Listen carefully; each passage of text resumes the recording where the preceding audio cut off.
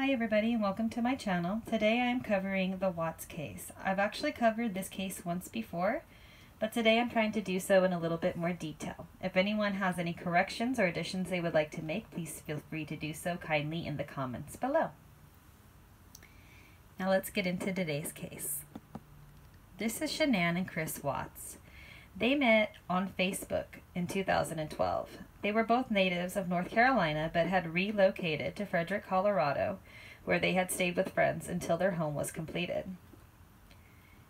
In 2013, they welcomed their first child, a beautiful baby girl who they named Bella. She was born on December 17th of 2013. 2 years later, they would have another beautiful baby girl who they would name Celeste or Cece Watts.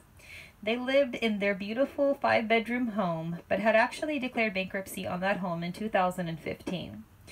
They both had decent jobs. Chris worked for the Anadarko Oil Company, where Shanann worked for a promoting company called Thrive from a company called Lavelle. At the time of Shanann's disappearance, she was 15 weeks pregnant with a baby boy whom she had named Nico Lee Watts. And although from the outside, the Watts had the perfect marriage, the perfect home, the perfect children, as documented in many Facebook videos by Shanann, things were not as they seemed. Shanann had recently expressed to friends that she was worried about the status of her marriage.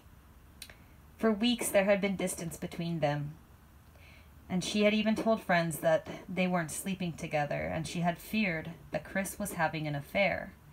These concerns were elevated when a notification that Shanann received while away for work from a sports bar came in for $60-something, and she suspected that he was not there alone and that he had gone there with another woman. It turns out Shanann was right. Chris Watts was having an affair with a lady named Nicole Kissinger, who he had met at work. Chris Watts and Nicole had started dating in June, according to Chris, and they had spent a lot of time together when Shanann was away for work, even hiring a babysitter to watch the girls and on the Saturday before Shanann's disappearance. They'd even professed deep love for each other, and Nicole had spoke of wanting to give Chris Watts his first baby boy. Of course, Shanann being pregnant with a boy, that was not going to be possible. According to Chris Watts, he felt that they just weren't compatible anymore.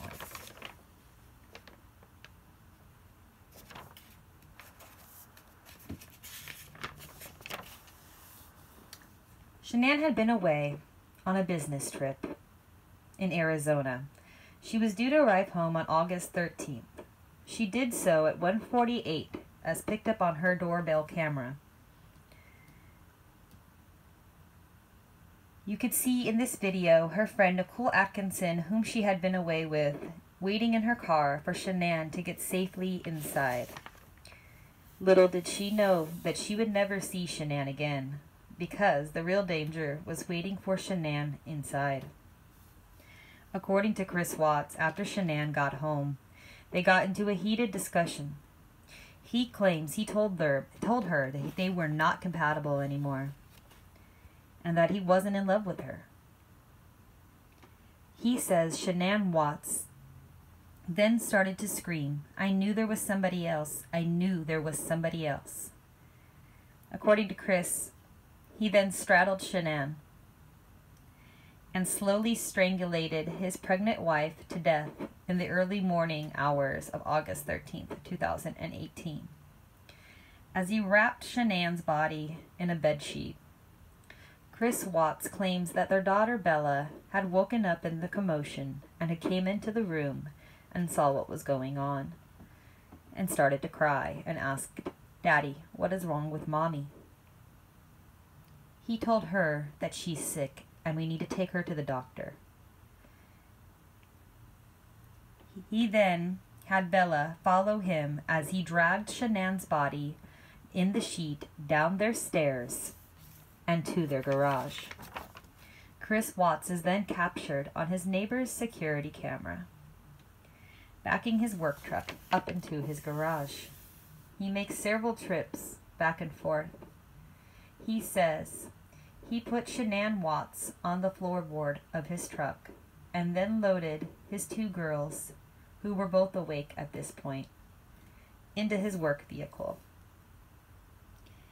They drove the 45 minutes to 1 hour it took to get to Chris's work site, where their bodies were eventually found, with their feet resting on their mother's corpse.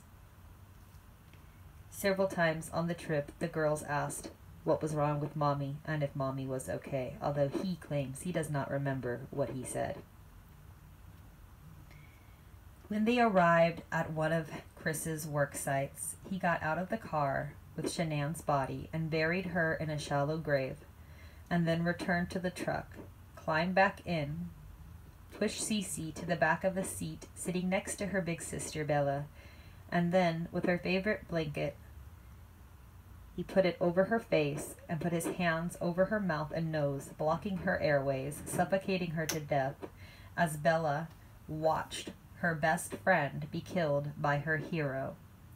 He states he then took Cece Watts out, leaving Bella alone in his truck, and took her lifeless body up to the top of the oil tanks, shoving Cece Watts through an 8-inch opening and into the tank.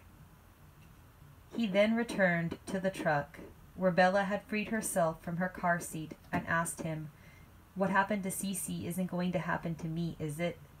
He claims he doesn't know if he responded, but then he threw the same blanket over her face and began to do the same to her. He says that she screamed, "Daddy, no," before he suffocated her to death as well. He then took her up to the tank that was next to the tank that he had dumped Cece in, and forced Bella's 37-pound frame through an 8-inch opening. He later said that the splashes the bodies made, he could tell that Bella's tank had more oil than Cece's did. Then Chris Watts went on to work like any other day. Shanann Watts' friend said that Shanann Watts had had a doctor appointment for her baby Nico the next morning. Apparently Nico had an abnormal heartbeat, and Shanann would not have missed an appointment to make sure that everything was okay with him. The appointment was at 10 o'clock the next morning, and Shanann would usually text her friend Nicole Atkinson every morning. This morning, Shanann did not. And when Shanann wouldn't respond and wouldn't answer her phone, Nicole went by the house with her son. The house was quiet, and it seemed empty. Nicole Atkinson called Chris Watts and asked him if he had seen Shanann. He said he had not, but she had said that she was going to take the girls on a play date, but didn't tell him to where. Nicole Atkinson thought that this was weird, because Shanann's Watts' car, the kids' car seats, Shanann's shoes that she wore every day were all there and in plain sight. She had a bad feeling and immediately called police. And when Shanann Watts' other friend told Chris Watts the cops were being called, he replied, "No, don't call the cops. I do not want to get them involved." But Nicole Atkinson didn't listen to Chris, and when Chris finally showed back up at his home, the cops were already waiting to gain entry. Inside, they would also find Shanann Watts' purse, medication, Cece's EpiPen, her phone, and her wedding ring.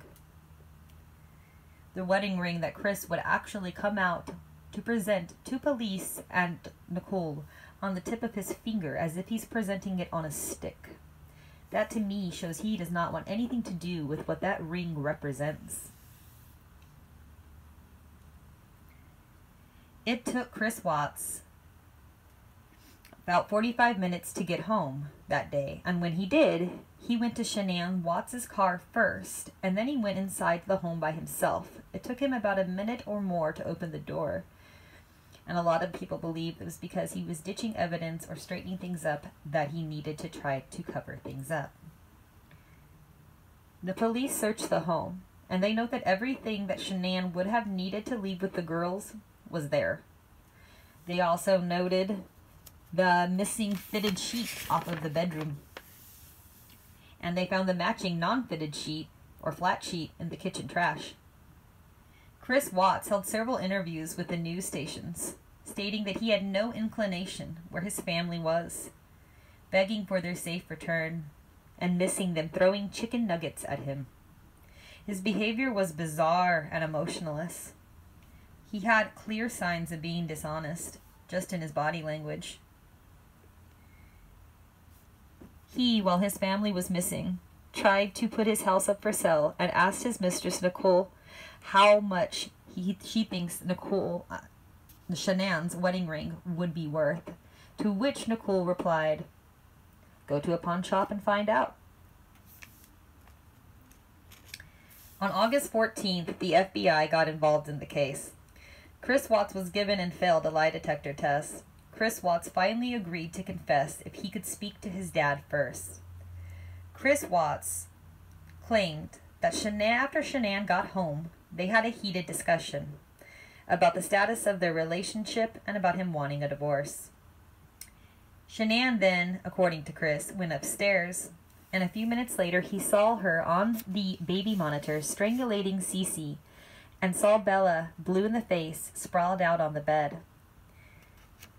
Chris Watts stated that he flew into a rage, and then he strangulated Shanann in revenge. He later told the truth that he took all of their lives and pled guilty to 4 counts of first-degree murder. The horrific details of exactly how he took all of their lives was much worse than anyone would have anticipated, according to Shanann's family. One of the cruelest things for them to accept, according to Shanann's mother, was the fact that Bella had to watch her daddy take her little sister's life. That was her best friend. Chris even said later that although he told Bella that her mother was okay during this car ride and that she was sick and just needed to see a doctor, that Bella was a very smart girl and that she knew something was wrong.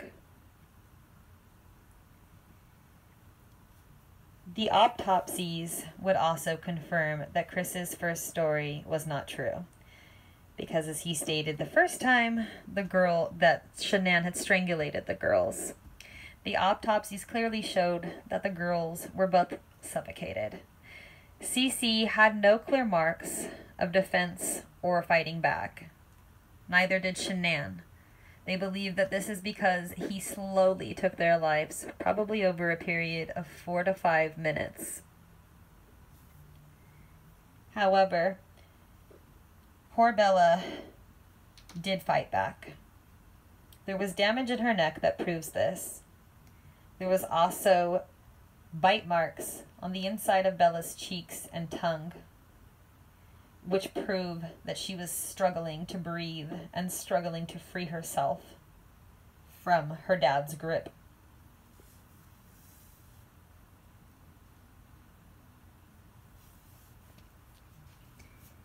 A lot of people believe that Chris Watts' mistress had a lot more to do with this case than she's leading on, and at the very least has at least knowledge that this crime was going to take place. In my opinion, I find it hard to believe that this isn't true. Chris later said that Shanann didn't fight back, and that she was awake, just staring at him. And when they asked him what he thinks she was thinking, or what was going on in Shanann's mind and why she wasn't fighting him back, Chris Watts' response to this was, "I don't know. Maybe she was praying. There's a prayer that says, 'Forgive them, for they do not for they do not know what they do.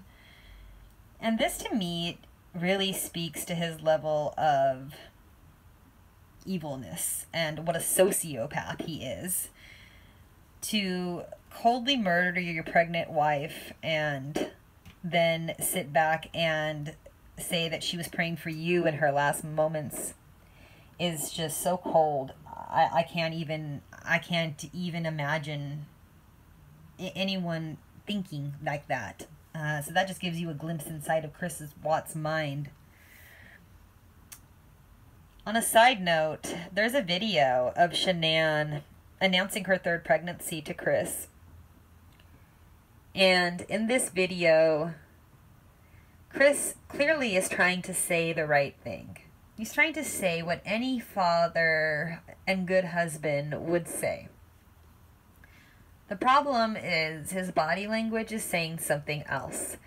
He says, "That's great." I think he says that about twice, maybe 3 times, and then says, I guess when you wanted it, it happens. But it sounds forced. It doesn't sound natural. Just like his interviews on the media reports about his missing family didn't sound real. And although he was trying to say the right thing, he didn't know what the right thing would be. The autopsies also revealed a few other things. Chris Watts had apparently tried to claim that Nico was already dead and that Shanann had lost the baby before he murdered her. He also tried to claim that the baby perhaps wasn't even his and that Shanann was also carrying on an affair. Because of this, Shanann's family had to release the body of Nico to be autopsied. This autopsy did prove that he was alive at the time of Shanann's death and that Chris Watts was the father of Nico. A lot of people think that Nico was an interesting name for this baby as well because of the lady he was having the affair with, Nicole, although Chris claims that it was Shanann's idea and that it was the name that Shanann had always liked, although honestly, who could believe anything that Chris Watts says? Now, the lady you just saw in that last photo with them was Shanann's mother. And she held an interview with Dr. Phil about this whole case, and it was just absolutely heartbreaking to listen to her talk. She says that she knew something had happened to Shanann the moment it happened, and that she woke up feeling like an arrow had gone through her head and heard the Holy Spirit say Shanann the morning of their deaths. And she claims that their spirits came to her after their deaths, and whether or not you believe in that kind of stuff, you know, it's just absolutely heartbreaking to see the devastation in that family. And I think Shanann's father and her brother probably said it best in their victim impact statements. You know, her father said, "I trusted you to take care of them. I trusted you to protect them, not kill them, you evil monster."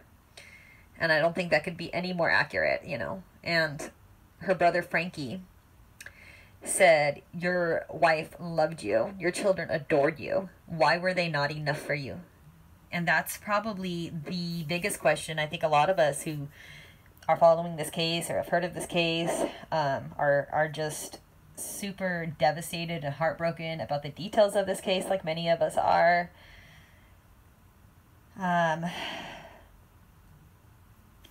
Is trying to understand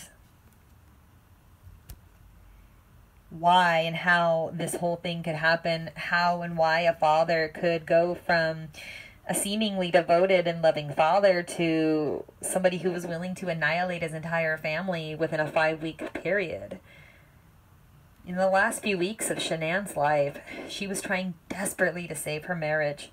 She was trying to get him to go to marriage counseling, but according to Shanann, while talking to a friend, he refused to do so because, quote, he wasn't going to sit on some damn couch and talk to some stranger about his issues. In the last few weeks of their marriage, Shanann was trying everything she could to save her marriage, to better herself.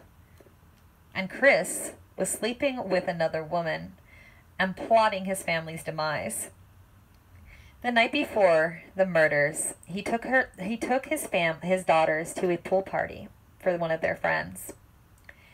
And during this pool party, Chris Watts texted people from his work and let them know that he would go to the work site and let them know that he would take care of it, because apparently there was a small leak, and this was obviously the site the bodies were found out later.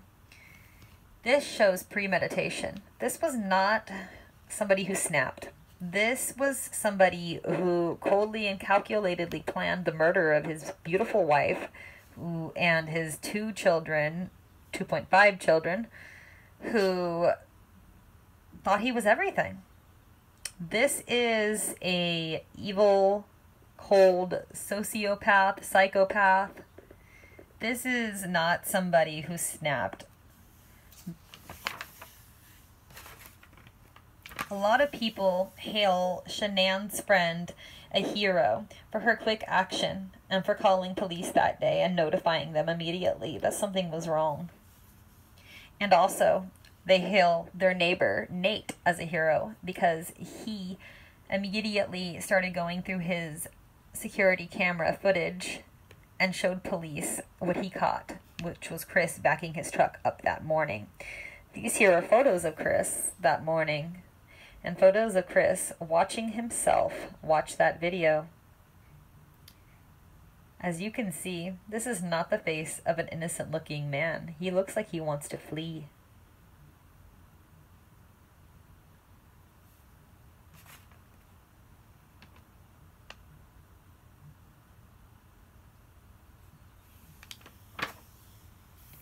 There he is, presenting the ring on the tip of his finger.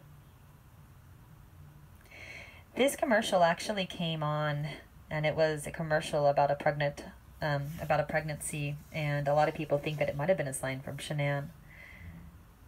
That is actual footage of Shanann showing up that morning.